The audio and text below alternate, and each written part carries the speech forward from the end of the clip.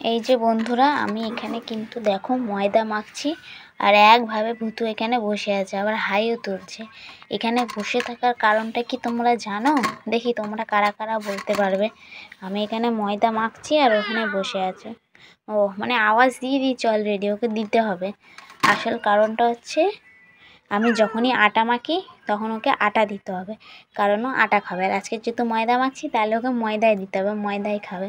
চলো তোমাদের সামনে একটুখানি দেখো, একটুখানি ছিঁড়েছি, বেশি দেবো না, কাঁচা জিনিস তো ওই কারণে।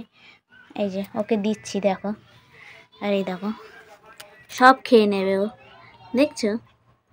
আটা দিলে আটাও কিন্তু এইভাবে খেয়ে নেয়, কিন্তু আমি বেশি ওকে দিই না, যেহেতু ও খেতে ভালোবাসে কাঁচা আটা কাঁচা ময়দা। সেই জন্য ওকে আমি অল্প করে একটুখানি দিই, বেশি দিই না, একদম অল্প একটুখানি দিই। আর যখন পরোটা লুচি হয় তখন দিই। ও পরোটা লুচি এগুলো খেতে ভালোবাসে, রুটি এগুলো খেতে ভালোবাসে।